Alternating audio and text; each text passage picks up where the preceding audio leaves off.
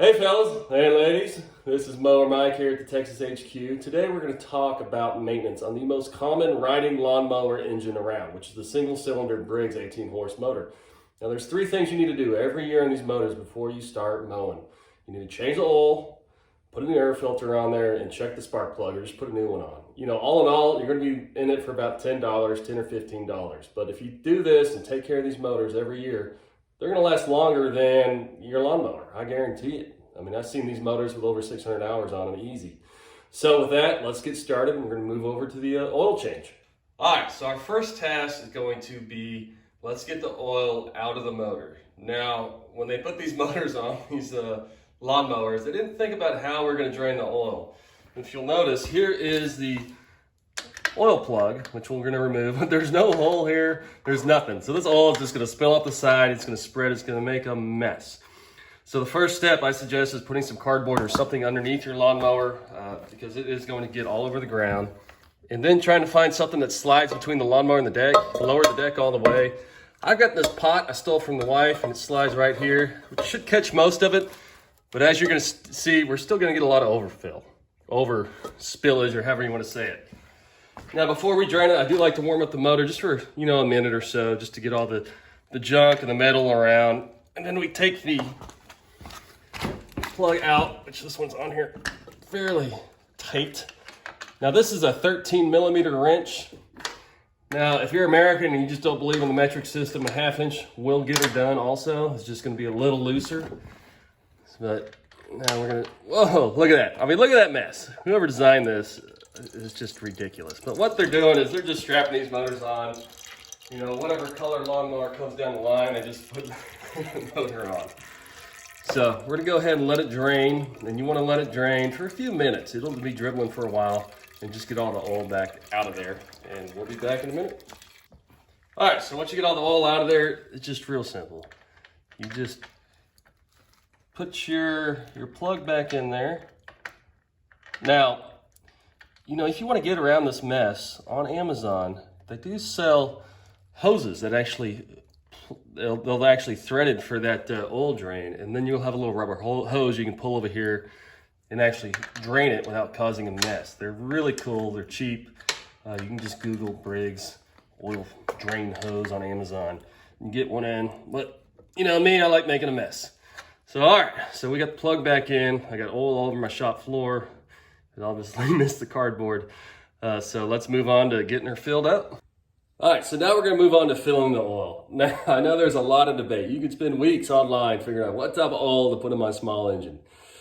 Pretty much any 5W30 or 10W30 will work. Synthetic's always a little better. But if you want the best, what Mower Mike uses is AMSOIL 10W30 small engine oil. For some reason, they just seem to run a little better on this stuff than, the typical off the shelf. And I ordered, and it's about $20 for 4 quarts. So this is what I use, I enjoy it. And also note, when you fill these motors up, now this requires 48 ounces, or for Americans, 1.5 quarts oil. Do not overfill it, because if you overfill these things, then your motor is going to start smoking and you're going to think your motor is shot. But really, most of the time, they just have too much oil in them, people.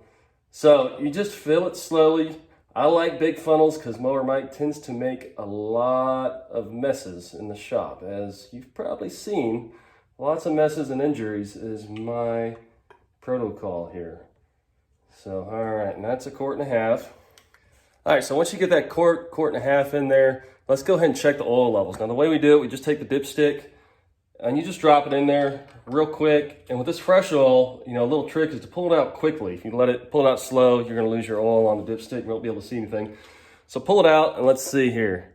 Oh, we're dead in the middle. So you want your oil level to be between those two marks. So it looks like we're right on. And then you should be good to go. So with that, let's move on to the air filter.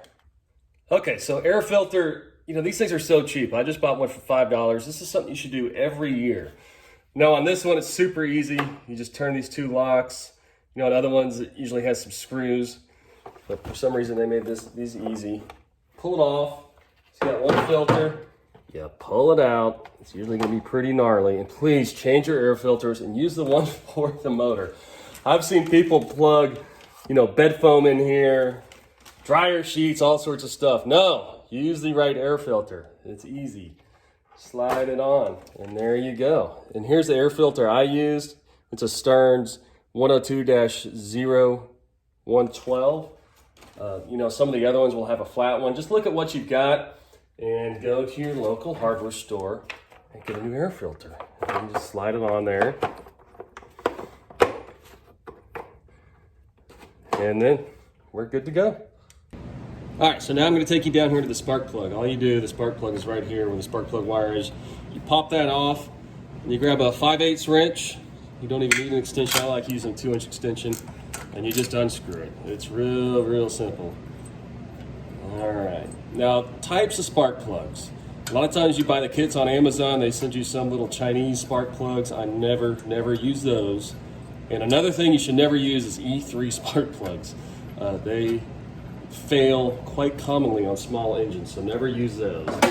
Personally, I'm a big fan of Japan, so I like using NGK spark plugs. You know, I've always used them. Now, you're gonna have to look up which one is right for your mower. This one here is you can see it on there in green. It's a BKR5E, and they vary by motor, but all these Briggs and Stratton motors, they do require 0.03 inch of spark plug gap.